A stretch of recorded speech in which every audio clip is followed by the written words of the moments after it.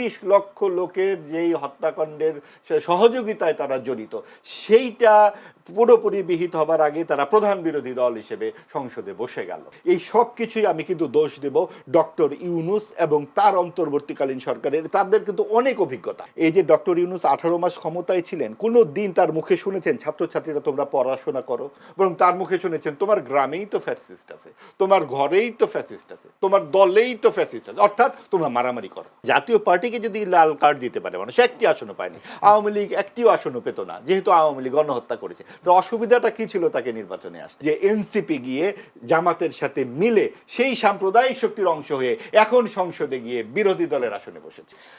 আমরা দেখেছি, যদি এভাবে বলি, এখন এই ডিপ স্টেটের কথা যখন আসে তখন একটা বিতর্ক আসে। সেই বিষয়টা হচ্ছে যে এই বিতর্কের পেছনে জামায়াত ইসলামী তো অনেক সময় রাজনীতি বা তার নির্বাচনটা চায়নি, এরকম একটি বিতর্ক উঠছে ডিপ স্টেটের বিষয় যখন আসছে। তারা নির্বাচন চায়নি, তারা নির্বাচনকে মানে একটি বিলম্ব করার কথা বলে বিভিন্ন আন্দোলনের কথা বলা হয়েছিল। কেউ কেউ বিতর্কে এমন হচ্ছে যে তাহলে ডিপ স্টেটের ভূমিকায় জামায়াত ছিল কিনা। না, আসলে তো ডিপ স্টেটের ভূমিকা জামায়াত ছিল বলাটা ঠিক হবে না, কারণ জামায়াত নিজেই একটি রাজনৈতিক দল এবং তার যে আদর্শ আমরা জানি, মোনাফেকি তাদের আদর্শের সাথে খুব সম্পৃক্ত, সে বরাবর সেই 47 থেকে। এই পুরনো কথাগুলো আর না বলে আমরা এটুকু বলতে পারি যে এই অন্তর্বর্তীকালীন সরকারের সময় জামায়াতে ইসলামী এবং এনসিপিকে আমরা দেখেছি। এনসিপিতে খুবই কম সময়ের তারা ফেব্রুয়ারির 28 তারিখে তৈরি হলো এবং তারপরের দিকে যে সময়গুলো আমরা দেখলাম যে কোন দিকে যাবে এনসিপি, এক ধরনের আসন সমঝোতার মাধ্যমে তারা চেষ্টা করলো রাজনীতিতে সামনের দিকে যাবার। কিন্তু মূল শক্তিটা কিন্তু অবশ্যই জামায়াতে ইসলামী, এবং জামায়াতে ইসলামী যত দূর পেরেছে তারা সময়টা বাড়িয়ে নেবার চেষ্টা করেছে দল গোছানোর জন্য ইত্যাদি। যেহেতু আওয়ামী লীগ নাই, এত বড় একটা অনুপস্থিতি, এবং আওয়ামী লীগ নাই কিন্তু হঠাৎ করে নাই, এটা সরকার থেকে অন্তর্বর্তীকালীন সরকার এটাকে একেবারে সুস্পষ্টভাবে সুনিশ্চিত করেছে যে আওয়ামী লীগ থাকবে না, আওয়ামী লীগ থাকতে পারবে না। নাহলে একটা সাধারণ যুক্তিতেই যে জাতীয় পার্টিকে যদি লাল কার্ড দিতে পারে মানুষ, একটি আসনও পায়নি। আওয়ামী লীগ একটিও আসনও পেত না, যেহেতু আওয়ামী লীগ গণহত্যা করেছে। তো অসুবিধাটা কি ছিল তাকে নির্বাচনে আসতে? অন্তত সরকারের কাছ থেকে আহ্বান জানাতে পারতো। আওয়ামী লীগ হয়তো তাদের নেতাদের অনুপস্থিতিতে নির্বাচনে অংশ নিতে পারতো না, তাহলে কিন্তু অন্তর্ভুক্তিমূলক নির্বাচন হয়নি এই কথাটা আসতো না। এটা কিন্তু এসেছে এবং এটা অব্যাহত থাকবে যে অন্তর্ভুক্তিমূলক নির্বাচন হয়নি। এবং যেটা আপা বললেন যেখানে ইলেকশন ইঞ্জিনিয়ারিং হয়েছে, অবশ্যই ইলেকশন ইঞ্জিনিয়ারিং এর নানান রকম প্রমাণ আমরা দেখতে পাই।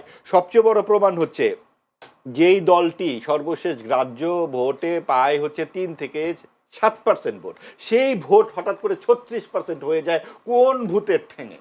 এইটাই তো সবচেয়ে বড় ইঞ্জিনিয়ারিং, ইলেকশন ইঞ্জিনিয়ারিং। কাজেই এই যে দলটির হঠাৎ করে যে পুরো জাতির বিরুদ্ধে দাঁড়িয়েছিল জনযুদ্ধে, মুক্তিযুদ্ধের সময়, তার সেটা ফয়সালা হওয়ার আগে 30 লক্ষ লোকের যেই হত্যাকাণ্ডের সহযোগিতায় তারা জড়িত, সেইটা পুরোপুরি বিহিত হবার আগে তারা প্রধান বিরোধী দল হিসেবে সংসদে বসে গেল। এর চেয়ে বড় ইঞ্জিনিয়ারিং আর কি হতে পারে?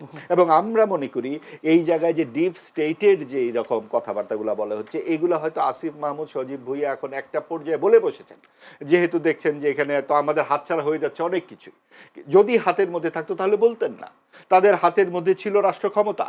এই গণ অভ্যুত্থানের ছাত্ররা এই প্রথম অংশগ্রহণ করে রাষ্ট্র ক্ষমতা ছেড়ে চলে এসেছে, তারা তো চলে এসছেন পরবর্তীতে। আমি বলতে চাচ্ছি যেটা, যে রাষ্ট্র ক্ষমতা 52 ছাত্ররা অংশগ্রহণ করেছে, 69 করেছে, 71 করেছে, 90 করেছে। কোন আন্দোলনে ছাত্ররা শীর্ষে ছিল না? সব আন্দোলনে ছিল, কিন্তু ক্ষমতায় যেতে হবে এটাই কিন্তু এবারই প্রথম।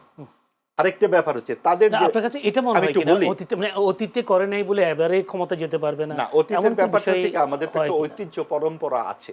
আমরা ছাত্রদেরকে তৈরি হতে বলি, ক্ষমতায় যাওয়ার জন্য তো একদম তৈরি হতে হবে।